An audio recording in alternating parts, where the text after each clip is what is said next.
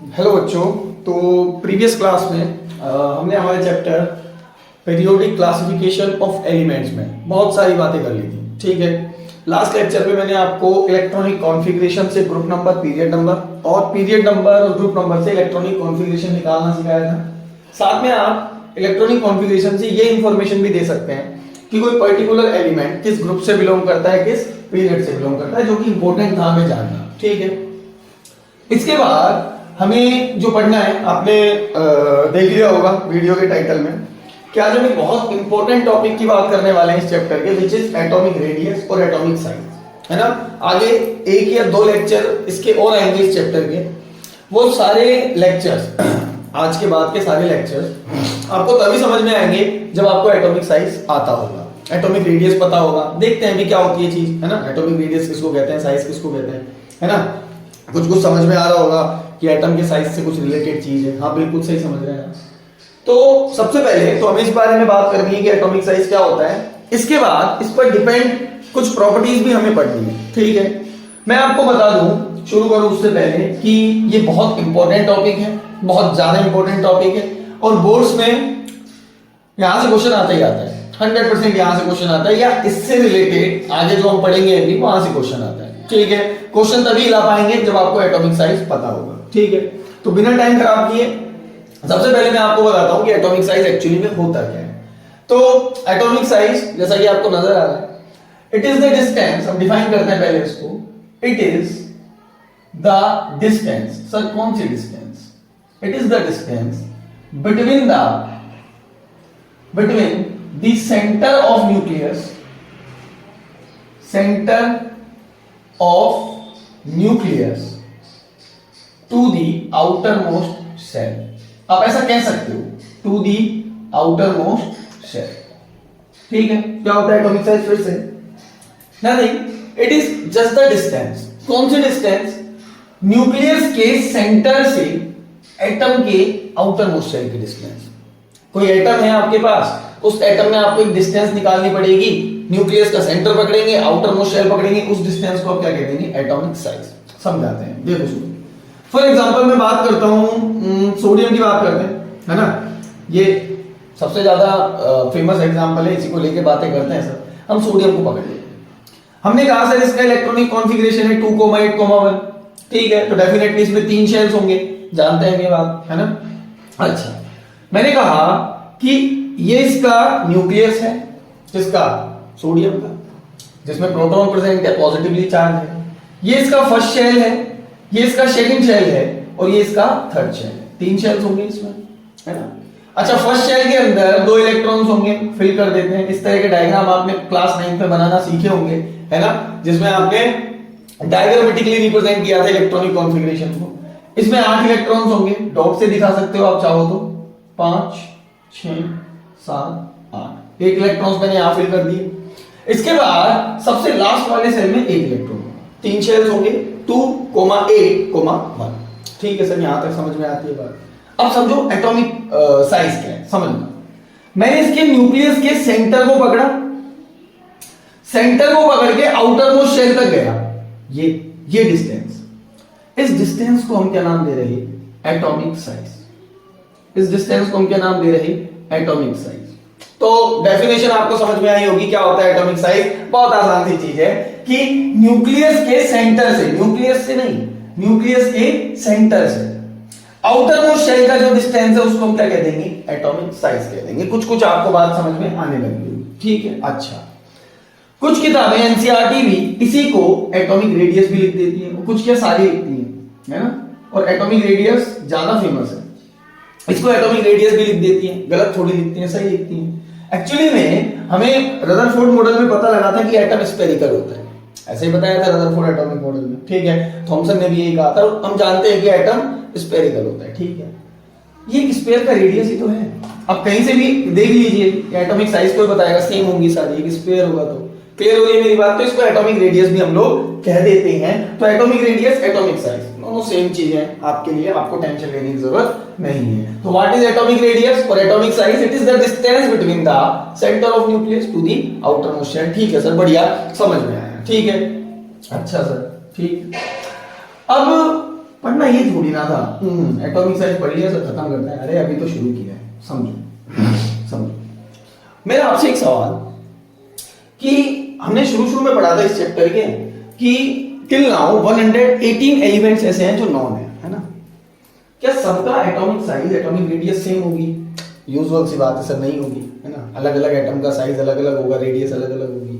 अच्छा, कोई छोटा होगा कोई बड़ा होगा। जैसे मैं आपको एक ग्रुप की बात करता हूं। फर्स्ट ग्रुप बनाते हैं, hydrogen, lithium, sodium, potassium, rubidium, caesium and francium. ये फर्स्ट ग्रुप है। मैं आपको बता रहा हूं, आप विश्वास कर सकते हैं, इस पूरे ग्रुप में सबसे छोटा कौन होता है? हाइड्रोजन। उससे बड़ा कौन होता है? लिथियम। ठीक है, लिथियम से बड़ा कौन होता है? सोडियम। सोडियम से बड़ा कौन होता है? पोटेशियम। आप समझ गए होंगे कि रुबिडियम उससे बड़ा होगा, सीजियम उससे बड़ा होगा, और उससे बड़ा कौन होगा? फ्रांसियम। ठीक, सबके एटॉमिक साइज अलग अलग हैं, और सबके एटॉमिक साइज, ज्यादा कमाल की बात यह है, सबके एटॉमिक साइज एक डेफिनेट ऑर्डर में बढ़ रहे हैं। ऐसा नहीं है कि कुछ भी हो रहा है। अरे यही तो पीरियोडिसिटी था। पीरियोडिसिटी का और मीनिंग क्या है कि एलिमेंट्स की प्रॉपर्टीज चेंज होंगी बट एक डेफिनेट मैनर में चेंज होंगी। इनकी प्रॉपर्टीज डेफिनेट मैनर में चेंज हो रही है। केवल एटॉमिक साइज की बात कर रहे हैं हम यहाँ, सारी की सारी प्रॉपर्टीज ऑलमोस्ट इनकी डेफिनेट मैनर में चेंज होगी। आप डेंसिटी की बात कर लो, ठीक है, एटॉमिक नंबर तो आपको दिख ही रहा है, 288, 18, 18, 32 में चेंज होता है, वो तो मैंने आपको बता ही दिया था, है ना? इनमें 2 का डिफरेंस, 8 का डिफरेंस, 8 का डिफरेंस, सारी प्रॉपर्टीज एक डेफिनेट मैनर में चेंज होगी। इसी को तो पीरियोडिसिटी कहते हैं। खैर, हम आते हैं वापस अपने एटॉमिक साइज पर। मैं क्या कह रहा था, समझो। सबसे छोटा कौन है? हाइड्रोजन। सबसे बड़ा कौन है? फ्रांसियम। यानी कि साइज अलग अलग होगा। जैसे एक एग्जांपल और देख लेते हैं। एक पीरियड में कार्बन, उसके बाद आता है नाइट्रोजन, उसके बाद आता है ऑक्सीजन, उसके बाद आता है फ्लोरीन। ठीक है, ये पीरियड नंबर 14 में आता है, ये 15 में आता है, ये 16 में आता है, सॉरी ग्रुप नंबर 15 में, 14 में, 15 में, 16 में, 17 में। इन सबका सेम पीरियड है। ये सब कौन से पीरियड से बिलोंग करते हैं? These elements are belongs from the period number 2।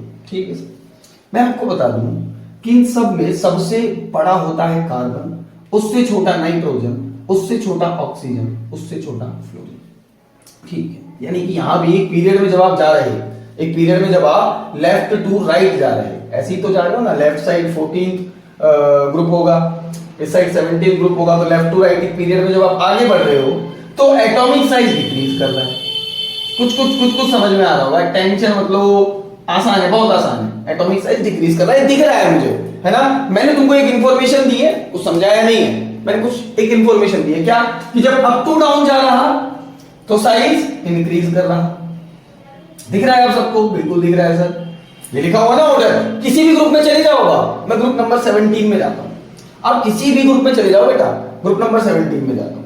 Group number 17 में सबसे पहले आता है फ्लोरीन, फिर क्लोरीन, फिर ब्रोमीन, फिर आयोडीन, फिर एंटीमोन। कैसे याद रखना था? फिर कल बाहर आई पाएंगे। मैं आपको बता रहा हूं, इसमें सबसे बड़ा कौन है? सबसे छोटा कौन है? फ्लोरीन। उससे बड़ा कौन है? क्लोरीन। उससे बड़ा कौन है? ब्रोमीन। उससे बड़ा कौन है? आयोडीन। और सबसे बड़ा कौन है? एंटीमोन।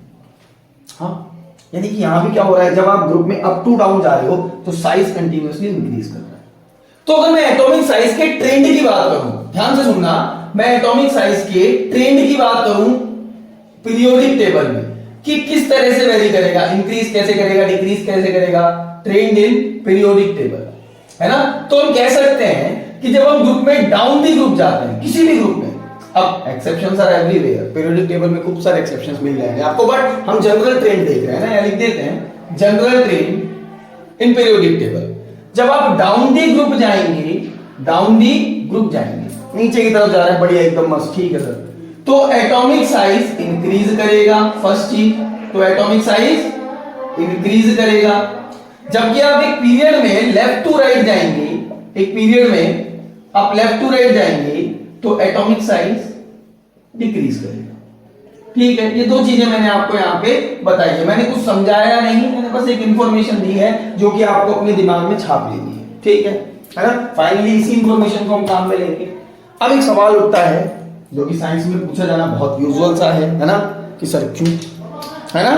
सवाल, सबसे बड़ा सवाल उठता है कि सर ऐसा क्यों डाउन द ग्रुप जाने पर एटॉमिक साइज डिक्रीज कर रहा, और सेकंड क्वेश्चन कि क्यों लेफ्ट टू राइट जाने पर साइज डिक्रीज कर रहा है, एक तरफ इंक्रीज कर रहा है, एक तरफ डिक्रीज कर रहा है। तो रीजंस देखेंगे इसके, ठीक है। चलिए अब इसके रीजन मैं आपको बताऊं उससे पहले आपको एक चीज पढ़नी पड़ेगी कि कुछ फैक्टर्स होते हैं जो किसी एटम के साइज को इफेक्ट करते हैं। कुछ एक फैक्टर्स होते हैं जो एटॉमिक साइज को इफेक्ट करते हैं। अब कौन कौन से फैक्टर्स होते हैं देखना जरा, है ना। तो क्या कह रहा हूं समझ में आ रही है मेरी बात? इस ट्रेंड का रीजन देखने जा रहे हैं कि क्यों डाउन द ग्रुप जाने पर साइज इंक्रीज किया, क्यों लेफ्ट टू राइट जाने पर साइज डिक्रीज किया, और उसका रीजन जानने के लिए हमें कुछ फैक्टर्स पढ़ने पड़ेंगे जो किसी एटम के साइज को, एटम की रेडियस को इफेक्ट करते हैं। तो हेडिंग लगाएंगे आप लोग मेरे साथ, फैक्टर्स अफेक्टिंग एटॉमिक रेडियस।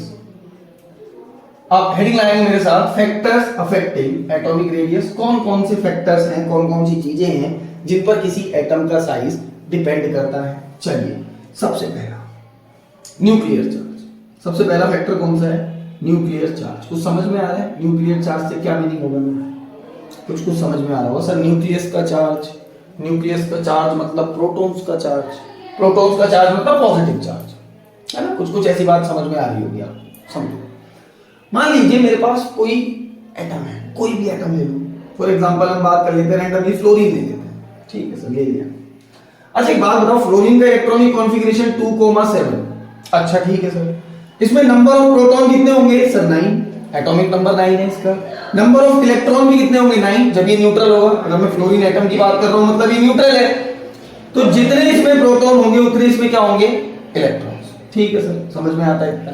अच्छा मैं इसका साइज बनाता हूं, मैं इसका एक डायग्राम बनाता हूं। प्रोटॉन यहां पे 9 प्रोटॉन्स हैं, किसके अंदर? फ्लोरीन के अंदर। मैंने कहा ये इसका फर्स्ट शेल, ये इसका सेकंड शेल। अच्छा फर्स्ट शेल में कितने इलेक्ट्रॉन होंगे फ्लोरीन में? सर 2। ठीक है, ओके सर, एक इलेक्ट्रॉन ये रहा, एक इलेक्ट्रॉन ये रहा। सेकंड में कितने इलेक्ट्रॉन होंगे? 7, 1 2 3 4 5 6 एंड 7। अच्छा समझो, मैं बात करने जा रहा कि क्या इन इलेक्ट्रॉन्स पर जो आउटर मोस्ट शेल में प्रेजेंट है, क्या इन इलेक्ट्रॉन्स पर इन प्रोटॉन्स के थ्रू कुछ फोर्स लगेगा? किसी तरह का कोई फोर्स वर्क करे, आपको पता हो? हाँ सर लगेगा। कौन सा सर? Force of attraction. हाँ सर, हम बचपन से पढ़ते आए हैं कि अपोजिट चार्जेस एक दूसरे को अट्रैक्ट करते हैं। पॉजिटिव नेगेटिव को, नेगेटिव पॉजिटिव को। हालांकि आधा झूठ है आधा सच है, 75% सच है, 25% झूठ है। समझो क्या कहना चाह रहा हूं अभी, समझ, कंफ्यूज नहीं होना, टेंशन क्लियर हो, समझो। हमने कहा कि इस प्रोटॉन या इन प्रोटॉन्स और इन इलेक्ट्रॉन्स के बीच में कुछ फोर्स ऑफ अट्रैक्शन लगेगा। क्यों लगेगा? अपोजिट अट्रैक्ट करता है ना। मैं इसलिए बोल रहा हूं, हम ऐसा कहते हैं कि पॉजिटिव और नेगेटिव एक दूसरे को अट्रैक्ट करता है, मतलब एक दूसरे के पास पहुंच जाता है, हम ये समझते हैं। जनरली क्या होता है कि ये पॉजिटिव है, ये नेगेटिव है। ऐसा नहीं होता कि ये दोनों एक दूसरे के पास जाके ऐसे पहुंच जाए, पॉजिटिव नेगेटिव ना, ऐसा नहीं होता। एक्चुअली में होता क्या है कि पॉजिटिव तो यही रहेगा, इसके पास कौन आएगा? नेगेटिव। हाँ, नेगेटिव चार्ज अट्रैक्ट होता है पॉजिटिव की तरफ, पॉजिटिव अट्रैक्ट करता है। समझ पा रहे हो? पॉजिटिव अट्रैक्ट करता है, ठीक है, ऐसा होता है। चलो कोई बात नहीं, बाकी ओवरऑल रिजल्ट तो यही निकालना है कि अपोजिट अट्रैक्ट, दोनों एक दूसरे के पास ही आए ना। फाइनल तो यही, इसीलिए कहा मैंने 75% सच है, इसीलिए तो सच का पल्ला भारी रखा मैंने। अच्छा, तो एक दूसरे के पास आ जाएंगे दोनों, ये कंक्लूजन निकाल लिया हमने। ठीक है सर, कोई दिक्कत वाली बात नहीं। अच्छा सर सुनो, मैं कह रहा हूं कि ये पॉजिटिव चार्ज प्रोटॉन्स हैं, ये नेगेटिव चार्ज इलेक्ट्रॉन है। ये नेगेटिव चार्ज पॉजिटिव चार्ज के पास आएगा, क्यों? Due to attraction, force of attraction. और इस अट्रैक्शन को हम क्या बोलेंगे? Nuclear charge. फिर से व्हाट इज न्यूक्लियर चार्ज में डिफाइन करने जा रहा, nothing, just it is the force of attraction. ध्यान से सुनो, it is the force of attraction between the nucleus and outer most electrons, या वैलेंस इलेक्ट्रॉन कह दो, आउटर मोस्ट इलेक्ट्रॉन्स। क्यों सर? क्यों क्या सर? ये जो प्रोटॉन्स हैं ये कुछ इनर शेल के इलेक्ट्रॉन पर भी तो अट्रैक्शन, इनर शेल के इलेक्ट्रॉन इलेक्ट्रॉन नहीं है क्या सर? भेदभाव कर रहे हो? समझो मेरी बात को क्या कह रहा हूं। मैंने डिफाइन किया कि it is the force of attraction between the nucleus and the outer most shell. Electrons present in outer most shell, outer most shell के इलेक्ट्रॉन्स और इसके बीच में जो फोर्स ऑफ अट्रैक्शन है उसको हम क्या कह रहे हैं, न्यूक्लियर चार्ज कह रहे हैं। तो सर मेरे मन में एक सवाल आया कि क्या इन इलेक्ट्रॉन्स पर अट्रैक्शन नहीं लगेगा? एक सवाल ये आया कि सर जब अट्रैक्शन लग ही रहा है तो क्या ये इलेक्ट्रॉन इस न्यूक्लियस के बहुत ज्यादा पास या इसमें गिर नहीं जाएगा? सवाल बहुत सारे हैं, दो सवाल मेरे दिमाग में आ रहे हैं, मेरे दिमाग में आ रहे हैं, पता नहीं आपके आ रहे कि नहीं आ रहे, आने चाहिए कि सर क्या इन पर अट्रैक्शन नहीं लगेगा? तो इनके अट्रैक्शन की बात सुनो, लगेगा, बिल्कुल लगेगा, यूजुअल सी बात है, नेगेटिव चार्ज है तो अट्रैक्शन तो लगेगा, बट हम उसको कंसीडर नहीं कर रहे। क्यों? क्योंकि उससे हमारा कोई लेना देना नहीं है। क्यों लेना देना नहीं है? डेफिनेशन पढ़ो, एटॉमिक साइज की बात कर रहे हैं हम, एटॉमिक साइज के जो फैक्टर इफेक्ट करते हैं उनको पढ़ रहे हैं। अब हमने ऊपर पढ़ा एटॉमिक साइज के बारे में, तो हमने पढ़ा it is the distance between the centre of nucleus to the outer most shell. Size depend करता है आउटर मोस्ट शेल पर। मतलब समझ में नहीं आया, समझो। मान लीजिए न्यूक्लियस है बीच में, ये इनर शेल है, ये आउटर शेल है। अब मैं कह रहा हूं इस न्यूक्लियस से आउटर मोस्ट शेल के इलेक्ट्रॉन्स पर कुछ अट्रैक्शन का फोर्स वर्क करेगा, हाँ या नहीं? कुछ अट्रैक्शन का फोर्स वर्क करेगा। इस अट्रैक्शन के फोर्स को मैं क्या कह रहा हूं, nuclear charge. Sir inner shell पर भी तो करेगा, हाँ, बट हमें किससे मतलब है, आउटर मोस्ट से, क्योंकि हम एटॉमिक साइज की बात कर रहे हैं। आउटर मोस्ट शेल के पास आने या दूर जाने से एटॉमिक साइज को फर्क पड़ेगा, इनर शेल से नहीं पड़ेगा। कुछ बात आपको समझ में आ रही होगी? हाँ सर समझ में आ गई। समझो कि जैसे जैसे या जितना इस आउटर मोस्ट शेल पर प्रोटॉन्स का अट्रैक्शन लगेगा, वैसे वैसे आउटर मोस्ट शेल पास आएगा। अरे जितना ज्यादा अट्रैक्शन उतना ज्यादा करीब आता जाएगा, ये उतना ज्यादा करीब आता जाएगा, तो डेफिनेटली एटॉमिक साइज डिक्रीज होगा ड्यू टू दिस इफेक्ट। कुछ बात समझ में आई है ना? मैं ऐसा लिखने जा रहा कि ड्यू टू न्यूक्लियर चार्ज, ध्यान से देखना, चार्ज साइज ऑफ एटम क्या विल डिक्रीज। अरे कुछ गलत लिखा क्या? नहीं सर सही लिखा। आउटर मोस्ट शेल के इलेक्ट्रॉन पर अट्रैक्शन लग रहा है, अट्रैक्शन की वजह से वो पास आ रहा है, एटॉमिक साइज डिक्रीज करना चाहिए। ठीक है, एक सवाल अभी बचा कि सर बहुत पास आके या फिर गिर क्यों नहीं जाता न्यूक्लियस में, उसकी फर्दर बात करेंगे। एक सवाल का जवाब मिला कि इनर शेल की क्यों बात नहीं की, क्योंकि इनर शेल की डिस्टेंस मेजर नहीं करनी, मेजर किसकी करनी है, आउटर मोस्ट शेल की। ठीक है सर, एक इफेक्ट हो गया ये। अच्छा मिटा रहे इसको नहीं, इसको मिटा रहे। एक और इफेक्ट होता है बड़ा इंपॉर्टेंट सा, जो कि आपके दूसरे क्वेश्चन का जवाब देगा जो अभी पूछा मैंने। सेकंड क्या कि यहां पर एक और इफेक्ट लगेगा। कौन सा? सेकंड इफेक्ट लगेगा यहां पे, शील्डिंग इफेक्ट। कौन सा इफेक्ट लगेगा? शील्डिंग इफेक्ट, या इसी को हम प्यार से बोल देते हैं स्क्रीनिंग इफेक्ट। क्या बोल देते हैं? Screening effect. मतलब ये कौन सा इफेक्ट है सर? अब समझो इसी एग्जांपल में, ये आउटर मोस्ट शेल के इलेक्ट्रॉन है। इन आउटर मोस्ट शेल के इलेक्ट्रॉन पर कितने प्रोटॉन अट्रैक्शन लगा रहे हैं?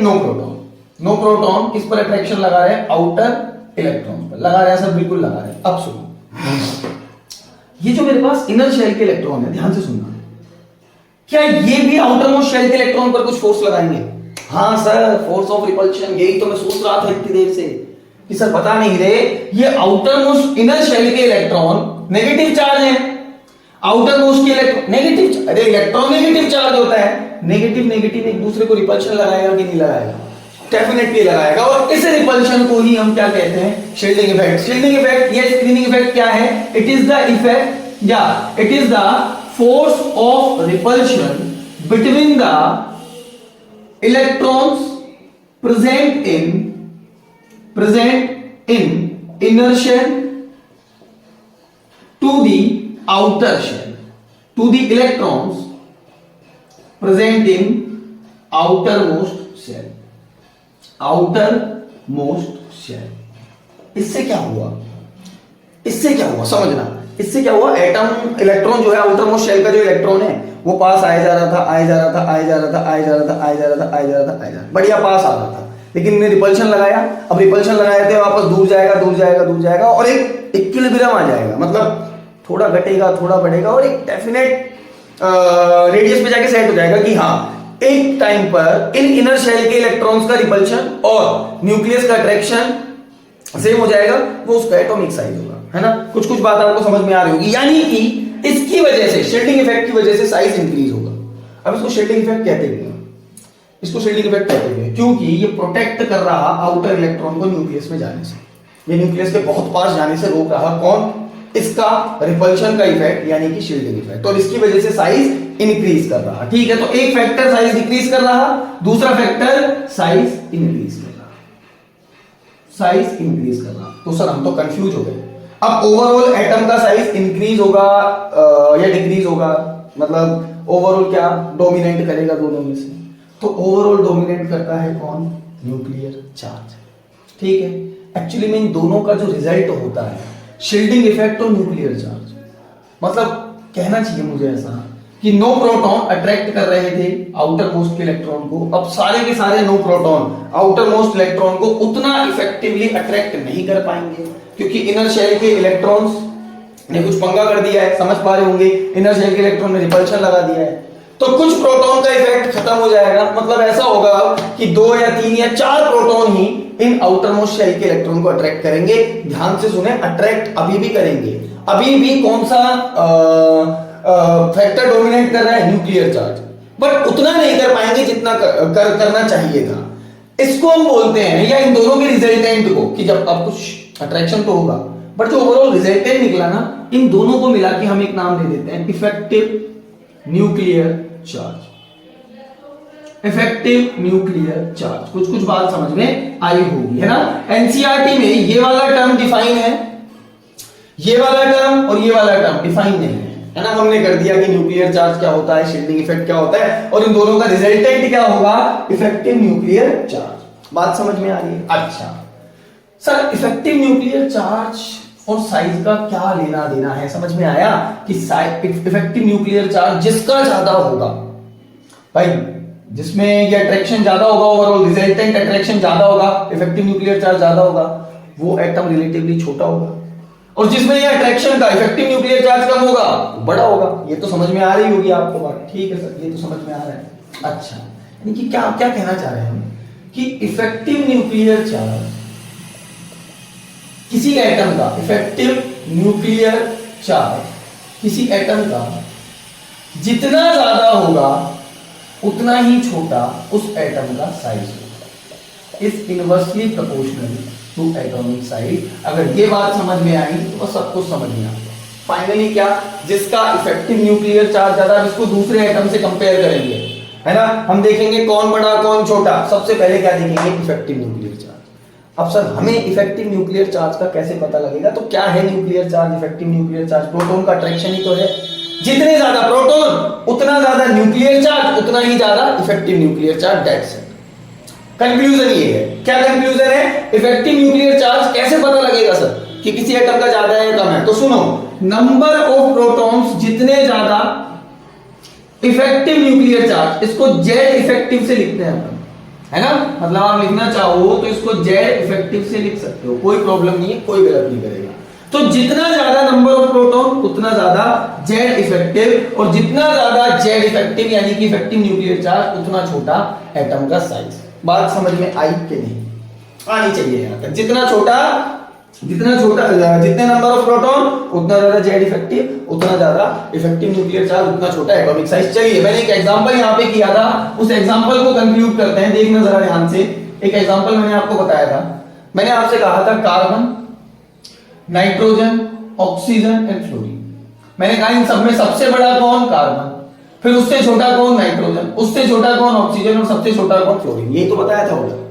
और मैंने आपसे ये भी कहा था कि पीरियड में जब लेफ्ट टू राइट जा रहे हैं तो साइज, यही तो बताया था ना उधर, कार्बन सबसे बड़ा होगा। अच्छा समझो क्यों। कार्बन के अंदर कितने प्रोटॉन्स होते हैं सर? कार्बन के अंदर प्रोटॉन होते हैं 6। कॉन्फ़िगरेशन लिख देते हैं इसका 2,4। नाइट्रोजन का कॉन्फ़िगरेशन 2,5, प्रोटॉन कितने? 7। ऑक्सीजन का configuration 2,6, number of proton Z से लिखा जाता है, नंबर ऑफ प्रोटॉन्स को पी से नहीं, तो जेड से लिखते हैं अपन। इसमें जेड कितने? 8। और मैं बात करूं फ्लोरीन तो 2,7, इसमें जेड कितना? 9। अब समझो सबसे ज्यादा प्रोटॉन किसमें? एफ में। तो सोचना ही मत, सबसे ज्यादा इफेक्टिव न्यूक्लियर चार्ज, अट्रैक्शन किसमें लगेगा? फ्लोरीन में। समझ रहे हो? What is effective nuclear charge? Overall इनका रिजल्टेंट, मतलब लगने वाला अट्रैक्शन। जितने ज्यादा प्रोटॉन उतना ज्यादा अट्रैक्शन, उतना ज्यादा इफेक्टिव न्यूक्लियर चार्ज। सबसे ज्यादा इफेक्टिव न्यूक्लियर चार्ज किसमें होगा? फ्लोरीन में। क्यों? क्योंकि इसमें सबसे ज्यादा प्रोटॉन है इन चारों के कंपैरिजन में। तो सबसे ज्यादा अट्रैक्शन इसमें, तो सबसे छोटा कौन हो जाएगा? फ्लोरीन। इन चारों में सबसे ज्यादा अट्रैक्शन फ्लोरीन पर लगेगा, सबसे ज्यादा जेड इफेक्टिव फ्लोरीन का है, सबसे कम जेड इफेक्टिव किसका है? कार्बन। कुछ कुछ आपको बात समझ में आ रही होगी। जैसे एक एग्जांपल लो, है ना, देखो जरा, मैंने यहाँ इलेक्ट्रॉनिक कॉन्फ़िगरेशन क्यों लिखा है, शायद आप लोग सोच रहे हो, है ना। बाकी इलेक्ट्रॉनिक कॉन्फ़िगरेशन लिखना बड़ा जरूरी है, वो आपको आगे समझ में आएगा, है ना। तो लिख के देख लें एक बार। क्या पता लग जाता है इलेक्ट्रॉनिक कॉन्फ़िगरेशन लिखने से? ये पता लग जाता है कि हाँ ये एलिमेंट सेम पीरियड से बिलोंग करते हैं। सेम पीरियड से बिलोंग करते हैं तो उनमें नंबर ऑफ शेल सेम रहेंगे। इसमें भी 2 शेल, इसमें भी 2 शेल, इसमें भी 2 शेल, इसमें भी 2 शेल। क्या चेंज होंगे? प्रोटॉन, है ना। चलो आगे एग्जांपल देखते हैं, समझाएंगे। कार्बन, हम ले लेते हैं किसको? बोरोन।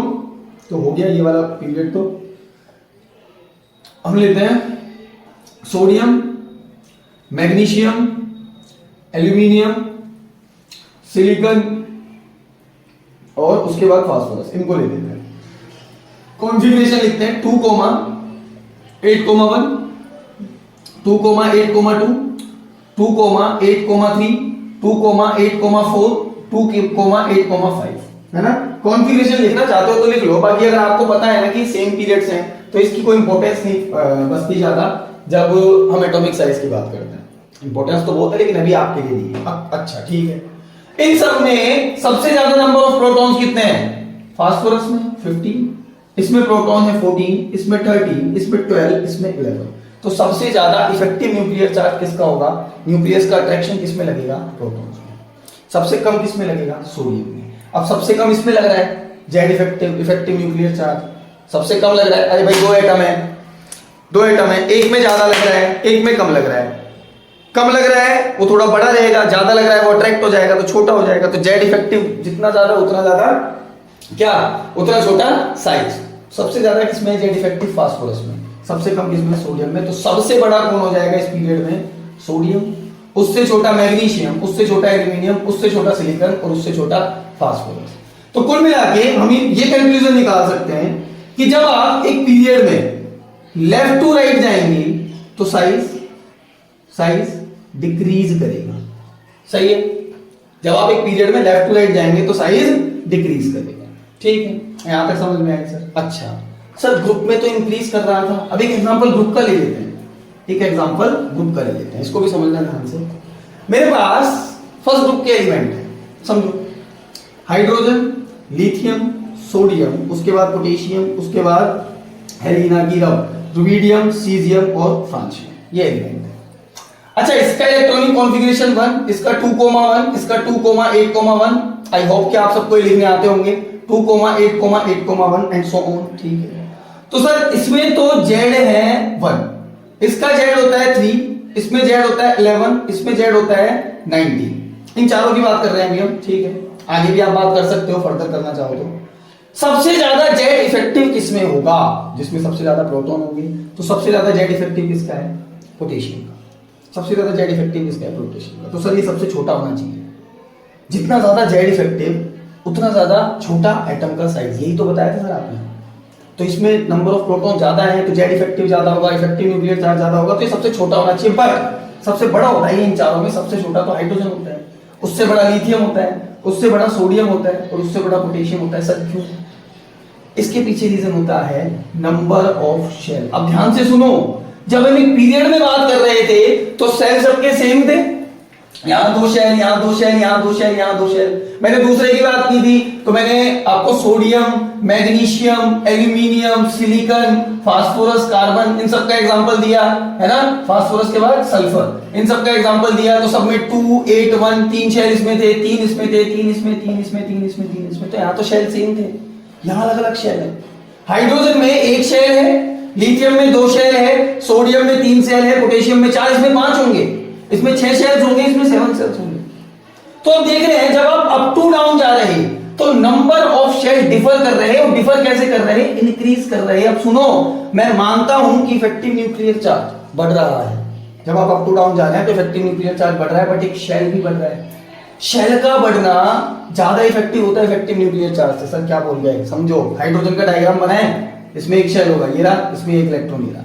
मैं लिथियम का बनाऊं, ये फर्स्ट शेल, ये सेकंड शेल, खुद से देख लो कौन बड़ा है। इसमें 2 इलेक्ट्रॉन, इसमें 1 इलेक्ट्रॉन। मैं सोडियम का बनाऊं, first shell, second shell, third shell, इसमें 2 इलेक्ट्रॉन, इसमें 8 इलेक्ट्रॉन होंगे, भर लेंगे खुद से, और इसमें 1 इलेक्ट्रॉन होगा। इसमें शेल 1 है, इसमें शेल 2 है, इसमें शेल 3 है। हाँ, इफेक्टिव न्यूक्लियर चार्ज इसका ज्यादा है, बट शेल के बढ़ने की वजह से इसका साइज इंक्रीज कर जाता है। क्लियर हुई मेरी बात? ठीक है। तो ओवरऑल कंक्लूजन क्या निकालना है आपको, है ना? अगर मैं इस लेक्चर का समरी दूं आपको, तो ध्यान से सुनो। क्वेश्चन करेंगे अगले लेक्चर में, कुछ क्वेश्चन आपको करने के लिए भी देंगे। अगर मैं समरी करूं इस लेक्चर का, तो क्या होगा समझना। जब आप अप टू डाउन जाते हैं, डाउन दी ग्रुप जाते हैं, या ऐसे लिखते हैं, when you go down the group, कहां पे? यानी कि ऊपर से नीचे जब आप जा रहे हैं, है ना, तो नंबर ऑफ शेल इंक्रीज करेंगे। अरे हाँ, मैं मान रहा हूं आपकी बात, बिल्कुल जेड इफेक्टिव इंक्रीज करेगा, बट ज्यादा डोमिनेंट फैक्टर तो नंबर ऑफ शेल हो गया। नंबर ऑफ शेल इंक्रीज करेंगे तो साइज इंक्रीज करेगा। ठीक है, कब? जब आप डाउन दी ग्रुप जा रहे हैं। जब आप पीरियड में लेफ्ट टू राइट जा रहे हैं, तो नंबर ऑफ शेल तो सेम रहेगा, but effective nuclear charge increase करेगा। क्यों? नंबर ऑफ प्रोटॉन बढ़ेंगे, इफेक्टिव न्यूक्लियर चार्ज इंक्रीज करेगा। और जब इफेक्टिव न्यूक्लियर चार्ज इंक्रीज करेगा तो एटम का साइज डिक्रीज करेगा। तो ये 2 बातें फाइनली आपको याद रखनी है। डाउन दी ग्रुप, एटम का साइज इंक्रीज, क्यों? नंबर ऑफ शेल बढ़ गए। Left to right, size decrease, क्यों? इफेक्टिव न्यूक्लियर चार्ज इंक्रीज करेगा। ठीक है, फाइनली मैं आपको 2 क्वेश्चन दे रहा हूं, आप इनका कमेंट सेक्शन में आंसर देंगे। ठीक है, फर्दर कुछ क्वेश्चन हम अच्छे क्वेश्चन करेंगे नेक्स्ट लेक्चर में। चलिए, तो मैं दे रहा हूं क्वेश्चन नंबर 1। अगर आपको पता है ना कि अलग अलग एलिमेंट कौन से एक ग्रुप से बिलोंग करते हैं या एक पीरियड से बिलोंग करते हैं, तो बहुत आसान सवाल है।